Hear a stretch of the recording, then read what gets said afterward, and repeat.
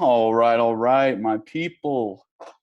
I am glad you are tuning in. Thank you for being here in our third week of remote learning, you guys. This is the third week. It's going by slow and fast at the same time, I think. This is week 13 of the semester. Obviously, like I said, this is the third week of remote learning, and we are going to continue and go forth and conquer with this. Um, you guys are aware my office hours are from Monday through Friday from 9 a.m. to 10 a.m. Though that is not the only time that you can reach out. You can reach out whenever you have an issue, need assistance, have a question, whatever the case may be. Even if you just want to tell me how your day is going, I would appreciate it. So you're not limited to that 1 hour time parameter. That is my email in the bottom left corner, obviously, mmain@d51schools.org. Sure you guys know what my email is by now. Hey, I'm glad you're here. Thank you for checking this video out. I don't think it'll be terribly long this week, but there are some things I want to go through with you guys. Celebration for me this week, let's see. It was a good week overall, just enjoying the sun. We had some consistent days of sunshine, so that was always a positive to come out of this week. So I'm thankful for that. I hope you guys have some celebrations as well. And I hope you are enjoying the time as best as you can. I know it can be challenging sometimes, but there is a lot to be happy about, and just try to remain positive over everything. Um, the remote learning breakdown, we've gone through this. We operate on a weekly basis. Each week I'll upload all the slides with all the lessons and the learning targets and the assignments and instructions for that and whatnot. I will obviously then upload a video walkthrough where I break down each slide, the agenda for the week, the learning targets, and all of the weekly assignments. So it is in your best interest to watch the video as you navigate through the slides on your own. I know not all of you guys probably do that, but it is beneficial as I model some things and kind of model thinking on some various assignments, hopefully as you saw last week. We have about 2 to 3 assignments per week. Each will be due on Friday, the Friday for that week, all through Google Classroom. And of course, my email is right here if you have any questions or need assistance or extensions, whatever the case may be. Just let me know. I am available to help you. This week, we are going to continue with our rhetorical analysis exploration. Last week, we introduced this concept of soapstone and some rhetorical devices. And so this week, we're going to open up the week with a really brief soapstone and rhetorical devices terminology quiz. I'll show you what that looks like here in just a moment.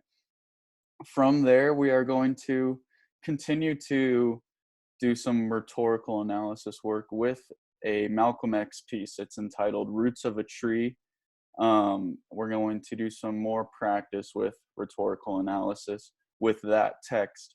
I'll do a reading walkthrough with you on this video, and then I'll model some of the soapstone elements, and then you will go through and fill out the rest of the soapstone template and answer some rhetorical analysis questions.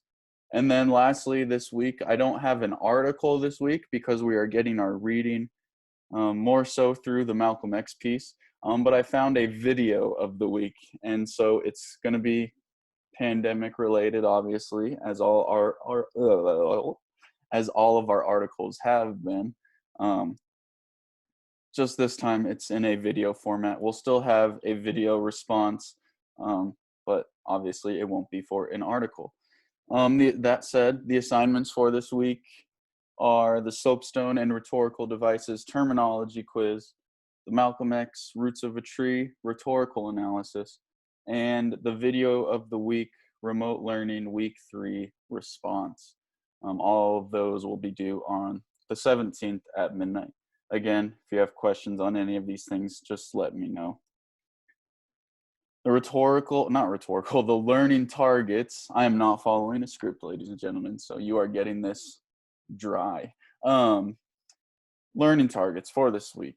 I'm hoping that by the end of this week, you can demonstrate your understanding of rhetorical devices and soapstone terminology, create a soapstone analysis for Malcolm X's speech entitled Roots of a Tree, analyze the rhetorical choices that Malcolm uses. Specifically for this week, we're going to look at diction, anaphora, which is that repetition of a singular word or phrase, and imagery, using descriptive details to paint an image in the audience's head. And lastly, then for this week, it's that article or video of the week response. So basically hoping that you can respond to a video of the week related to the COVID-19 pandemic. If you are with me, give me a big old smile. Alrighty. So very first thing for this week, you guys, in our Unit 4 Rhetorical Analysis and Remote Learning section, underneath the Classwork tab, I have a quiz labeled Soapstone and Rhetorical Devices Terminology Quiz. Open that up. A copy of the document is made for you. So please follow the instructions and submit your answers on the actual document. I'm going to pull it up here in just a second. This quiz is not meant to trip you up, but it rather serves as a way to kind of refresh our memory on these important terms as we go through more rhetorical analysis work. With that said, you can use the slides or any notes that you took from last week. All of the information that's going to be on the quiz was delivered to you in the slides last week. So you can use that. Use your resources, ensure your success. Know that you got 100% before you even get it graded, so to speak. If you have any questions on it, as always, just shoot me an email. Email's right here, and I will help you out. The quiz, you'll get it. You'll open the document, and it will look something like this.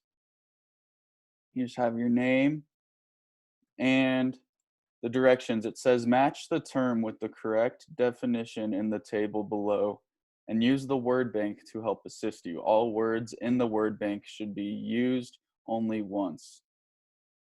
So we have the word bank. These are terms that we went over last week.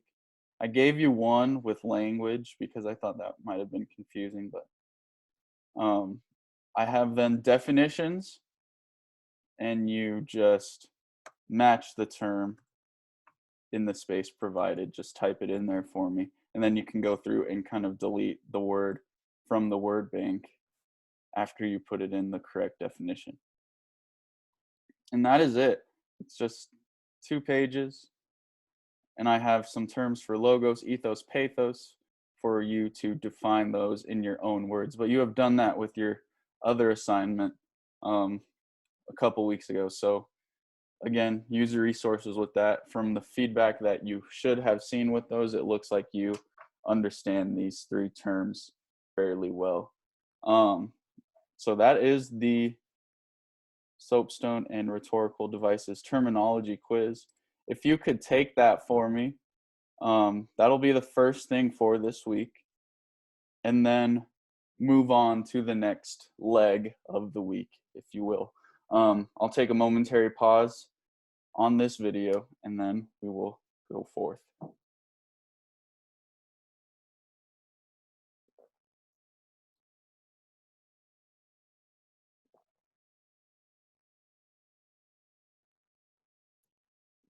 Alrighty, so moving on. I hope that quiz wasn't too challenging. I tried to make it as easy and transparent as possible. I hope you used your resources with that. The next thing we are going to do is another bit or piece of rhetorical analysis through this text entitled Roots of a Tree. It's by Malcolm X, and you can find everything you need in the Unit 4 Rhetorical Analysis and Remote Learning section in the Classwork tab. It's labeled Malcolm X Roots of a Tree Rhetorical Analysis. Like the quiz, you will have access to a copy of the document, and everything you need for this assignment is on that single document. In this video that you're watching right now, I'm going to do a reading of the text, and I'll go through some of the soapstone elements with you. From there, on your own, complete the rest of the soapstone, as well as answer the series of rhetorical analysis related questions for the speech Roots of a Tree. Roots of a Tree is a speech delivered by Malcolm X in 1965. And I know we know a little bit about Malcolm X because we've read 2 pieces of his. If you can think back to our first unit together, we read the essay that he wrote entitled Learning to Read, where it talks about his experience in prison and how he essentially taught himself how to read and educated himself in a way that made him a profound public speaker. And we also looked at the short piece entitled Hair. Remember, this is the one where he conked his hair in order to make himself appear more acceptable to the white man. If you're thinking back to this text, remember conk is a verb, and it basically is just to straighten your hair. They would use this jelly-like substance that would literally burn your scalp, and in turn, the burning of the scalp would then make your hair straight. And so he thought that was a good idea to make himself more accepted in the society at this time. But he learned that he was basically hating on himself and his origin and who he was as an innate human being. We all have unique individual qualities which make us great, and he had to go through this lesson to realize that he has value for who he is as he is in his pure original form. So we know a little bit about him already, but to help fill out that S section of Soapstone, remember S is the speaker, or one of the S's is the speaker, the other is the subject. But to learn more about Malcolm X, before we read this together, I have a brief little video clip. I'll play it on this video. You should be able to hear it. It's only a few minutes, and then I'll lead us from there.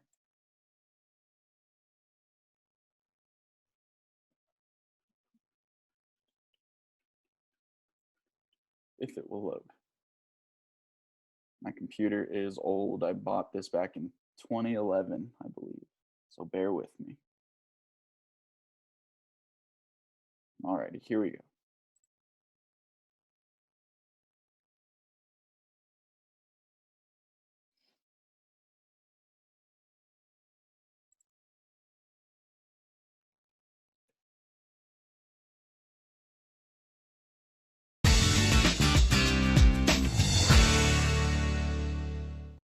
X was an American revolutionary.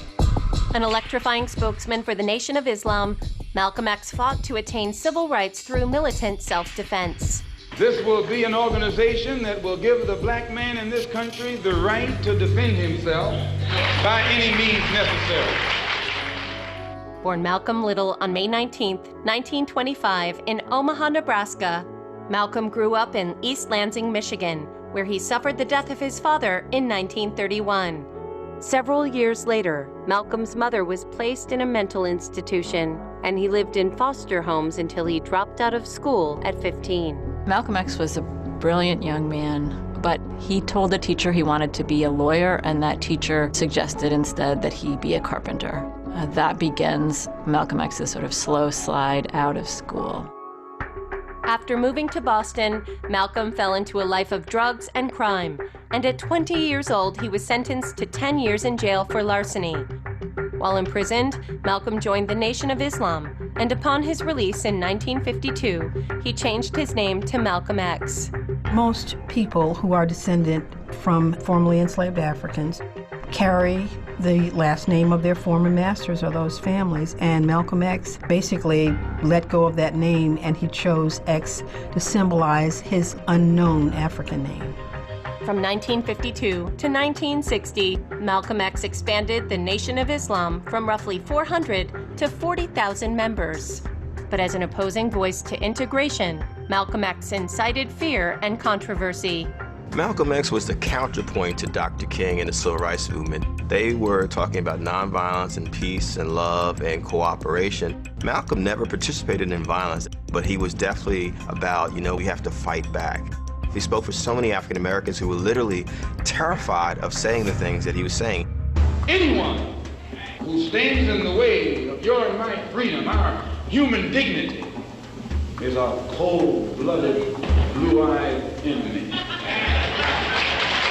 What Malcolm X did that drew so many people to him was he had an energy that was urgent and young. And I think he triggered a certain kind of action in people, a certain kind of self-esteem that I'm worthy of challenging the status quo. In 1963, tensions erupted between Malcolm X and the Nation of Islam due to his growing popularity and his objection to the extramarital affairs of Elijah Muhammad, the Nation of Islam leader. By 1964, Malcolm X left the Nation of Islam and converted to Sunni Muslim. Malcolm X had this life-changing event when he went to Mecca. He went outside of America and connected to the global image of Islam. He came back differently and felt that everyone was his brother. On February 21st, 1965, while preparing for a speech in a Manhattan ballroom, Malcolm X was rushed by 3 gunmen from the Nation of Islam and was killed by 21 shots to his body.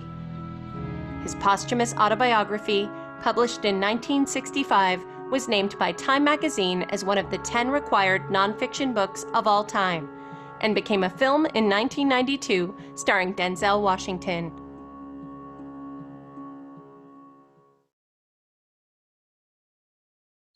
Alrighty. That video is super informative. And I think it'll help us identify some motivations and things like that he delivers in his speech, Roots of a Tree. So if you could do me a favor, open up that Malcolm X Roots of a Tree rhetorical analysis, and we're going to go through this a little bit together. So when you open it up, you will find something that looks like this.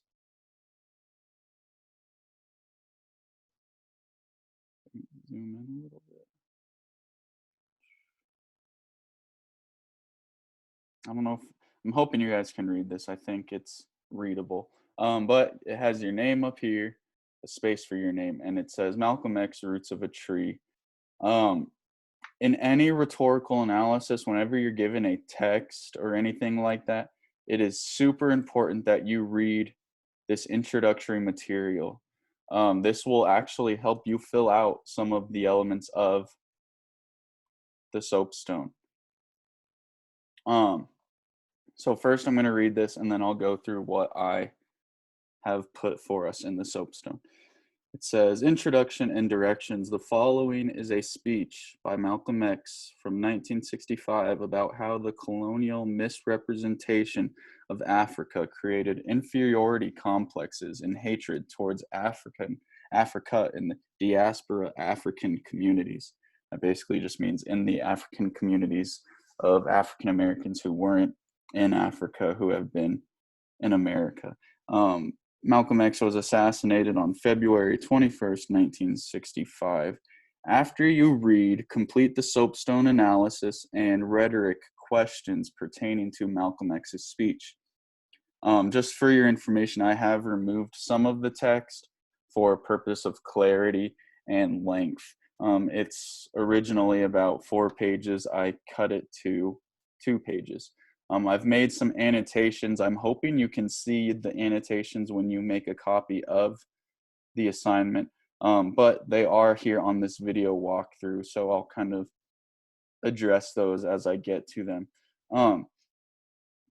Before we even read the text, we can complete some of the soapstone already. Starting with the speaker. Who is the speaker? And what is his or her background? That is essentially why I had you guys watch this video, because it gives us some solid insight as to who Malcolm X was. So all of this information that I put here was information that I gathered from that biography video linked in the slides, the video we just watched.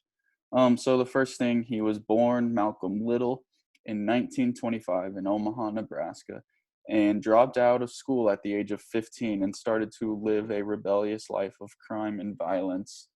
This crime and violence, this sort of lifestyle led him to jail, and in jail he taught himself how to read. This is information that I pulled from that Learning to Read excerpt from Malcolm X that we read last semester, the one where I talked about earlier. He taught himself to learn how to read, and that was a catalyst in terms of his activism in being a spokesman for all African Americans. He became a spokesman for the Nation of Islam and ultimately was a civil rights activist for African American liberation. He was willing to fight for his rights, and he said the things that others were too afraid to. There's kind of this contrast with him and Martin Luther King Jr. Martin Luther King Jr. was very peaceful and kind of calm in his demeanor with protest, whereas Malcolm X was rather violent, and he said the things that people thought but were scared to for whatever reason. He changed his last name to X to symbolize his unknown African heritage and to also kind of rebel against this sense of white America at the time, and to rebel against this idea of segregation. And he was ultimately assassinated in 1965. When we think about the occasion, we want to think about what was going on during this piece. What is the occasion? What is the context? Or why did he sit down to write this? I'm going to write that here because I think that is important.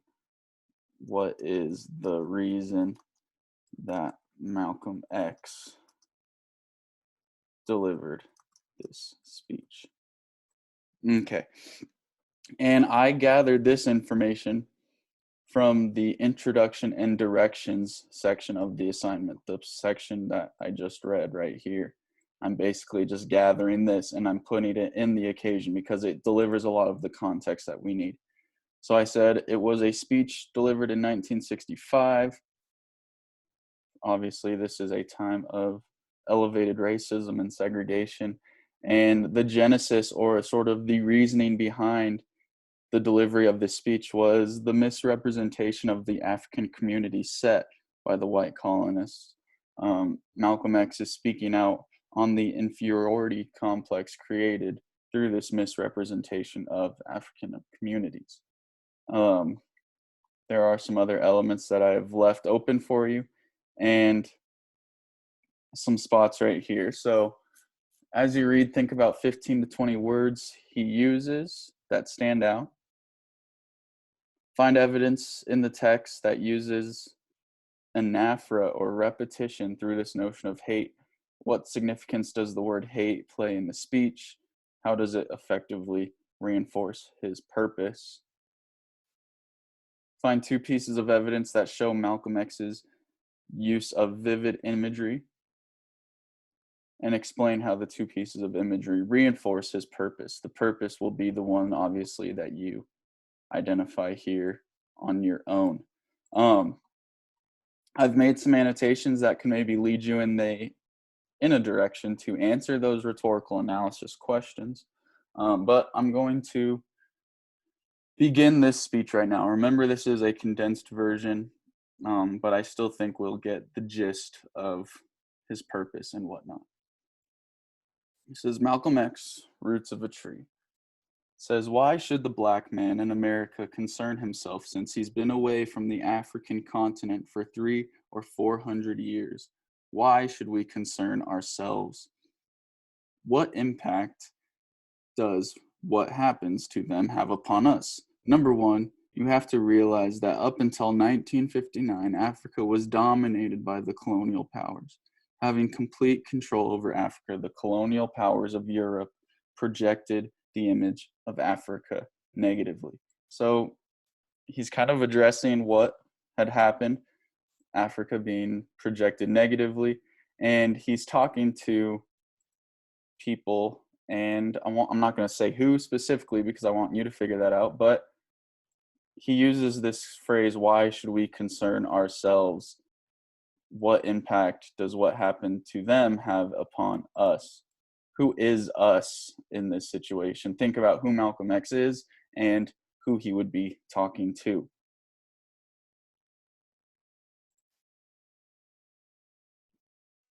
They always project Africa in a negative light. Jungle savages, cannibals, nothing civilized. Why then, naturally, it was so negative that it was negative to you and me, and you and I began to hate it.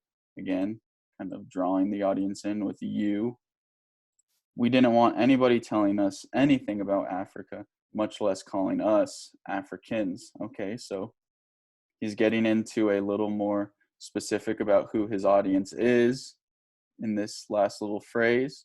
But I feel like he's also kind of setting up this scenario, this writing for developing his purpose.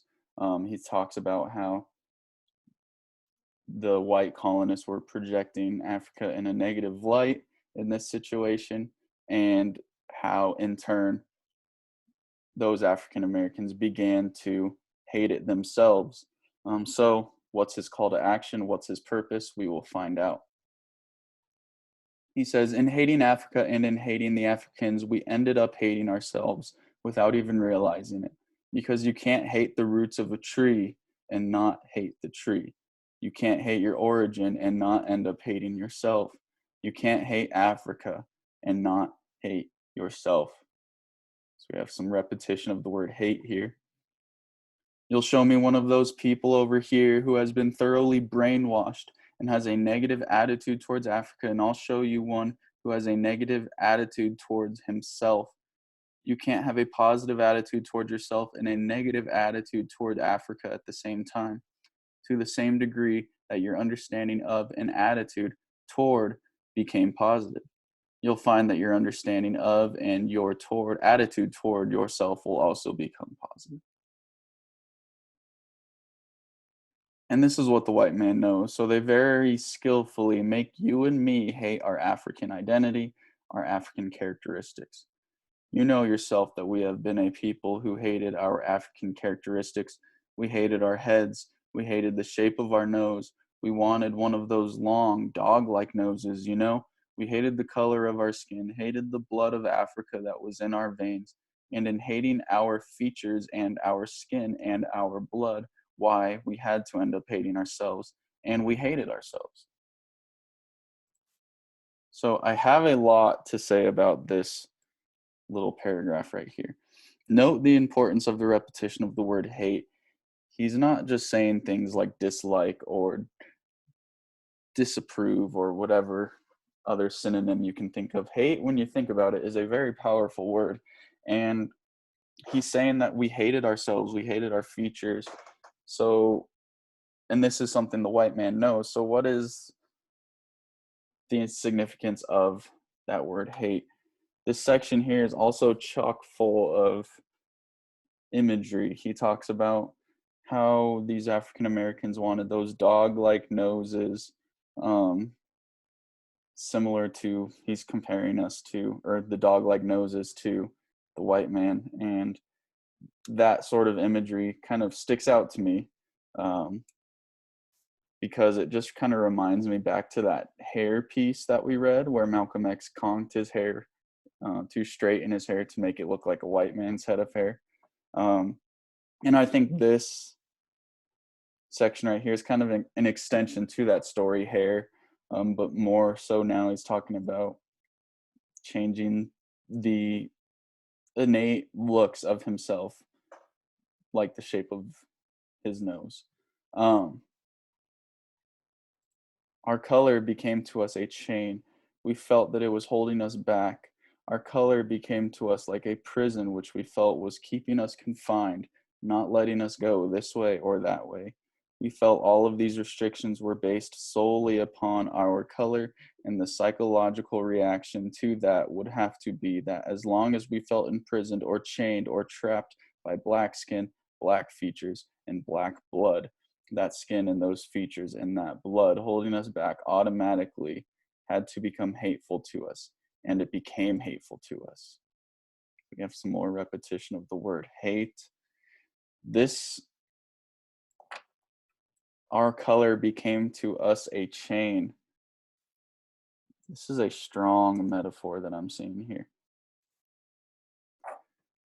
Their color is a chain. When you think about what the purpose of a chain is, maybe it's like a mode of restriction or some sort, and their color is then restricting them from something, whatever it may be. If we think about segregation, we think about then maybe chaining them from liberation or freedom. They can't have this freedom simply because of their color. And so by comparing his color to a chain, he is reinforcing that idea that freedom is unobtainable for anybody with a black skin color. It's a very, very powerful metaphor. Continuing to talk about African blood, it says, it made us feel inferior, it made us feel inadequate, it made us feel helpless. And when we fell victims to this feeling of inadequacy or inferiority or helplessness, we turned to somebody else to show us the way. We didn't have confidence in another black man to show us the way, or black people to show us the way. In those days, we didn't think a man could do anything except play some horns, make sound and make you happy with some songs, and in that way. But in serious things, where our food, clothing, shelter, and education were concerned, we turned to the man. We never thought in terms of bringing these things into existence for ourselves. We never thought in terms of doing for ourselves because we felt helpless. What made us feel helpless was our hatred for ourselves, and our hatred for ourselves stemmed from hatred for things African. After 1959, the spirit of African nationalism was fanned to a high flame, and we then began to witness the complete collapse of colonialism. France began to get out of French West Africa. Belgium began to make moves to get out of the Congo. Britain began to make moves to get out of Kenya, Tanzania, Uganda, Nigeria, and some of these other places. And although it looked like they were getting out, they pulled a trick that was colossal. When you're playing ball and they've got you trapped, you don't throw the ball away. You throw it to one of your teammates who's in the clear. And this is what the European powers did. This is a pretty strong use of imagery, or maybe even analogy. Kind of like passing an open ball to somebody who's open and can do whatever they want with that. So there's kind of this sense of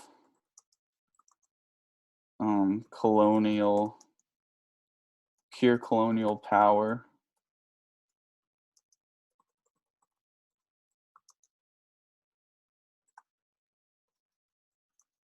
Power or freedom to basically do whatever they want because the ball's in their court and they can pass it to whomever they want to kind of continue the control.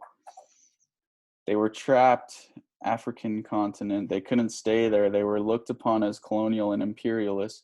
They had to pass the ball to someone whose image was different, and they passed the ball to Uncle Sam, and he picked it up and has been running it for a touchdown ever since.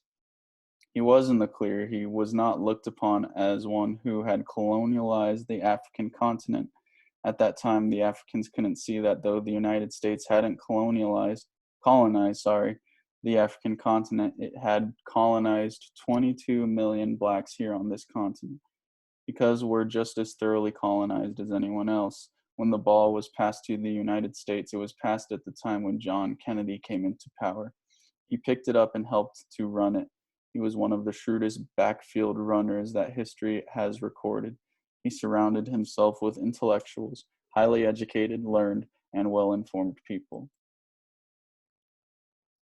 And their analysis told him that the government of America was confronted with a new problem, and this new problem stemmed from the fact that Africans were now awakened, they were enlightened, they were fearless, they would fight. This meant that the Western powers couldn't stay there by force, since their own economy, the European economy and the American economy, was based upon their continued influence over the African continent. They had to find some means of staying there. So they used the friendly approach. They switched from the old, openly colonial, imperialistic approach to the benevolent approach. They came up with some benevolent colonialism, philanthropic colonialism, humanitarianism, or dollarism. Immediately, everything was Peace Corps, Operation Crossroads. We've got to help our African brothers. Pick up on that. Can't help us in Mississippi. Can't help us in Alabama or Detroit or out here in Dearborn, where some real Ku Klux Klan lives. They're going to send all the way to Africa to help. One of the things that made the Black Muslim movement grow was its emphasis upon things African. This was the secret to the growth of the Black Muslim movement: African blood, African origin, African culture, African ties. And you'd be surprised, we discovered that deep within the subconscious of the Black man in this country, he is more African than he is American. He thinks that he's more American than African because the man is jiving him. The man is brainwashing him every day.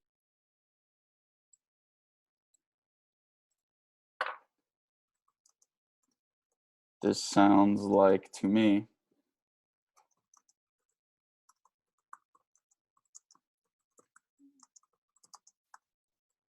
it sounds like he's kind of circling back to his purpose. So he's had a lot of this anecdotal evidence with sort of this form of colonialism with the European continents and the American continents, and kind of passing the ball to Uncle Sam to kind of try to control these Africans, but then trying to portray this sort of friendly approach to go back to Africa to help these African Americans, but missing the fact that there were African Americans in America who are still African American, but they are so brainwashed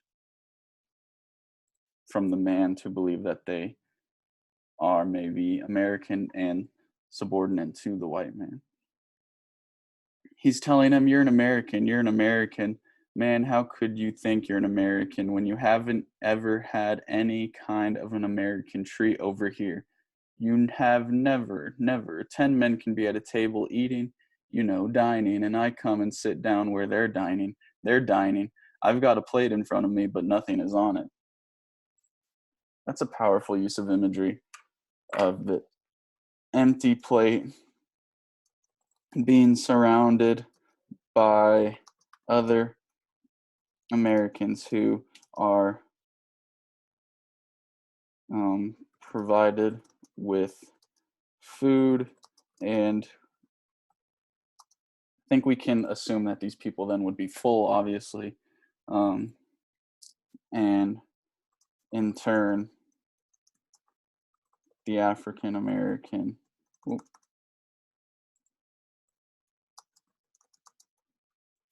would be starving in this situation.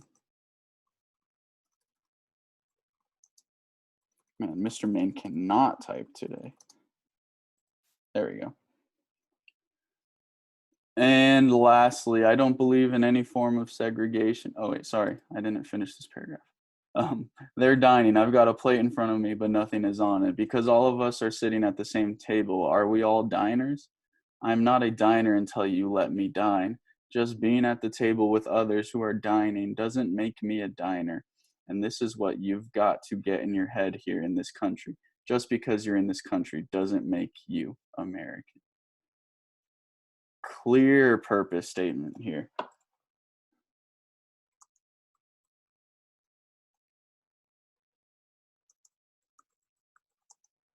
Seems like he's finally circling around to his main idea that though you are living in America at this time, you aren't necessarily American because you're not eating a full plate at dinner. You're not being filled with sustenance. You are hungry, you are starving, and you are different, obviously, but you are not being treated with the respect that you should deserve.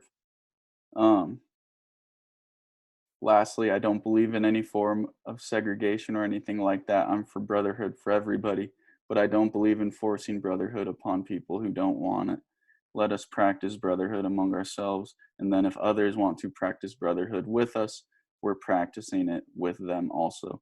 But I don't think that we should run around trying to love somebody who doesn't love us. Wow. So in this last paragraph, he reinforces his purpose, but he also has a call to action here for his audience in his last paragraph. What does he want his audience to do, feel, or think? So you could pull some author's purpose statements just from this last paragraph alone. Thinking about who the audience is, I made some annotations for you. I'm not going to give you these answers. I do advise you to look through these annotations that I have made for you. It wasn't the perfect reading, but still, I think it does a good job at getting the point across. I think the speech is phenomenal. I think his words, his use of imagery with kind of comparing himself to almost like a dog being chained. Very, very powerful. I think this whole thing is very powerful, and it's inspiring in an inadvertent way, I believe. And it kind of makes you think about true forms of love and brotherhood like he talks about here. So I love this speech. That's why I shared it. What do you think his purpose was for this speech? What was he trying to do? Remember, we find purpose through diction plus details. I gave you the subject. It's just the misrepresentation of African Americans. And his tone. What is the author's attitude towards the subject? You can use the tone handout.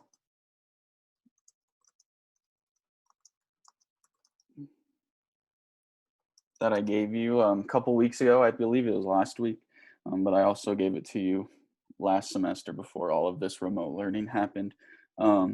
Basically, how does he feel about what he's saying? What is his attitude? From there, create a list of 15 to 20 important words that the author uses. Find evidence in the text that uses the notion of hate as a form of repetition. What significance does it play, and how does it reinforce his purpose? And then find 2 pieces of evidence that show his use of imagery and explain how the pieces of imagery reinforce his purpose. Again, look through these annotations. I think that would be very useful for you. If you have any questions about this, please, please, please, please, please let me know. Thank you for listening as I went through that reading. Like I said, I know I didn't do a perfect job, but I think it helps get the point across, and it sort of models some thinking on my end. So I hope that helps. I'm going to take a brief pause. We are almost done. We have one more thing for this week, and then we will be done.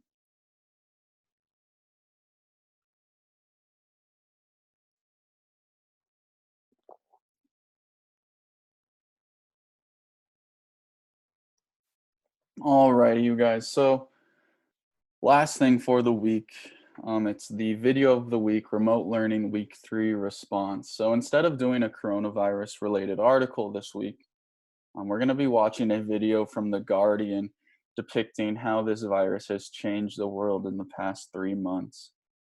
The video, I have it linked here. And then after viewing, please complete the video of the week, remote learning week 3 response found in our classwork section of Google Classroom under the Unit 4 rhetorical analysis and remote learning section. And then answer the 2 questions. What are 3 to 5 new pieces of information you gathered about the virus? and or how it has impacted the world we live in, and what has the COVID-19 pandemic helped you learn to appreciate. Explain and be as specific as possible. This video is touching. It's hard to watch. It doesn't show really any graphic images, but it does illustrate kind of the harsh realities of the world that we are living in. It also, though, on the flip side, shows a lot of positives. So it is okay to feel some emotion after watching this. I may or may not have shed a tear. It is super, super sad.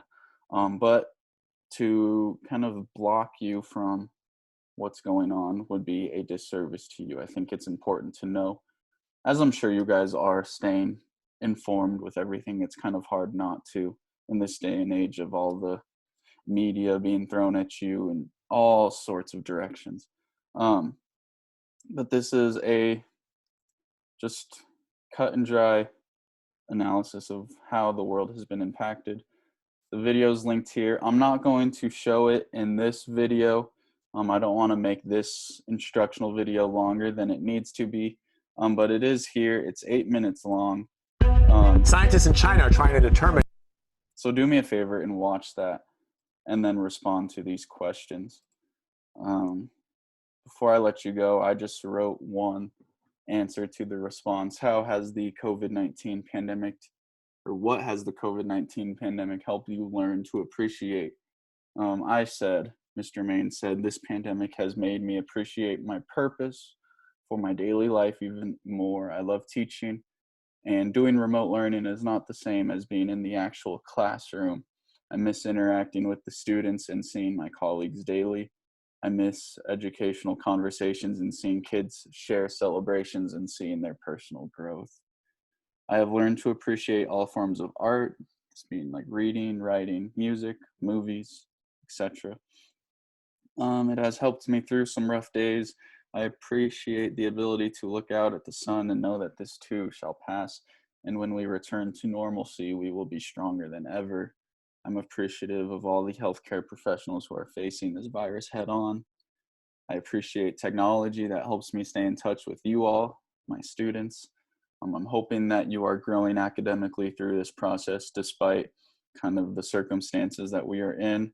And most importantly, I appreciate you all as human beings and doing your part to combat this virus. We can do this, you guys. I'm thinking of you and your family. I'm thinking of you guys each and every day, hoping you are staying safe, staying healthy. This is a challenging time for all of us, so just know that I'm here for you. I want to help you out, so please let me help you. Reach out if you need anything, seriously, anything. I am here for you. So with that, that is the end of the 13th week of the semester. The third week of remote learning is in the books. Have a great rest of the week, you guys. I miss you. Be safe. Do those things you enjoy to do. Go outside. Enjoy the sun. Take your dog for a walk. Take your cat for a walk. Take your turtle for a walk, whatever it may be. But just enjoy life. I miss you. Reach out if you need anything. Be the best you can be. And as always, go forth and conquer.